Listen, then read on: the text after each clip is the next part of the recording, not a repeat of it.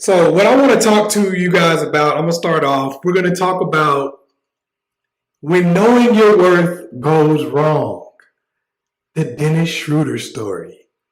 For some of you who haven't heard about Lakers guard Dennis Schroder, he ended up turning down a 4-year, $84 million contract with the Lakers to end up with a 1-year, $5.9 million contract with the Boston Celtics.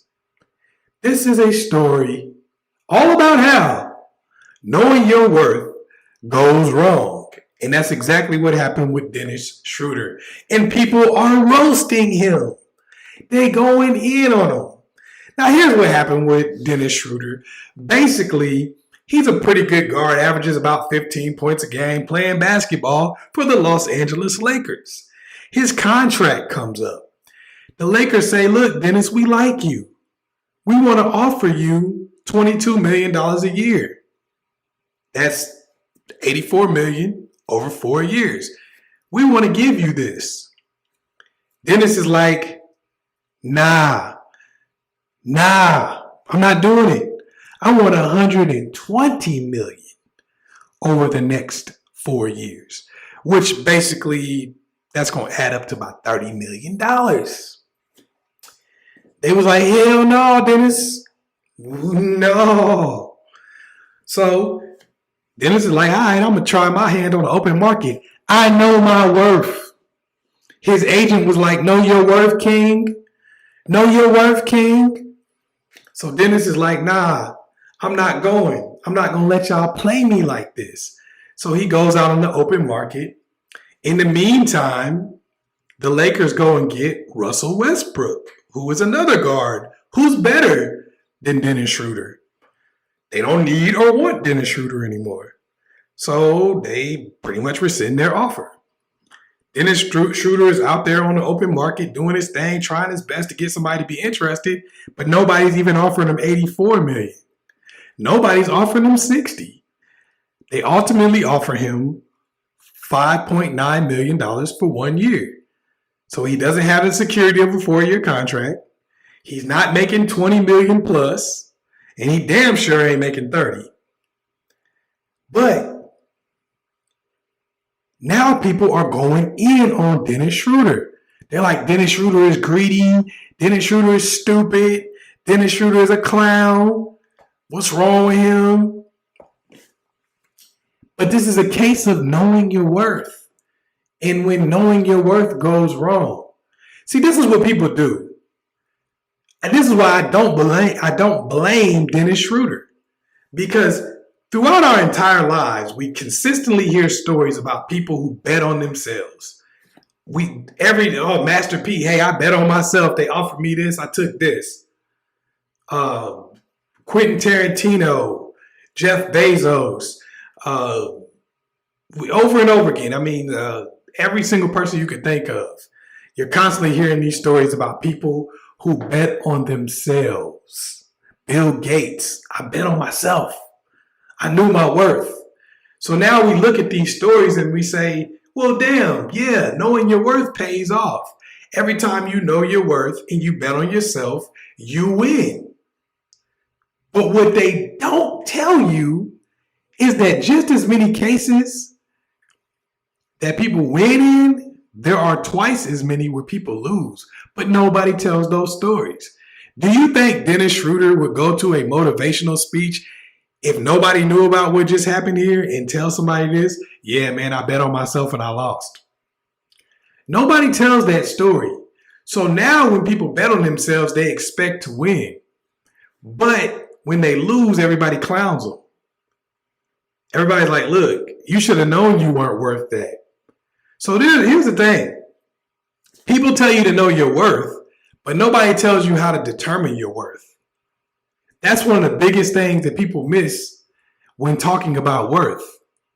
They never tell you how to determine your actual worth.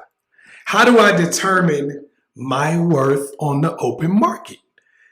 This is what Dennis Schroder got caught up in. He did not know how to determine his worth.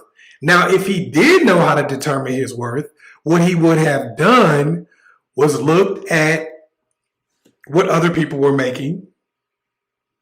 He would have said, I want $30 million, but Anthony Davis, who is 10 times better than me, is only making 32.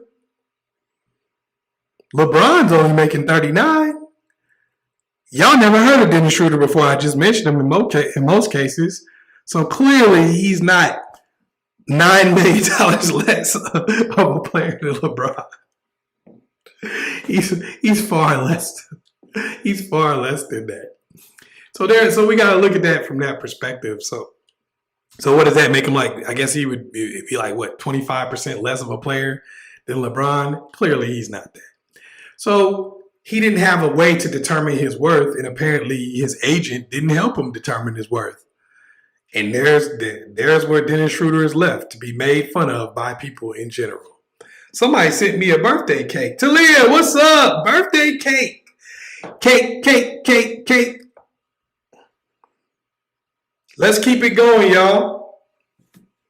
Let's keep it going.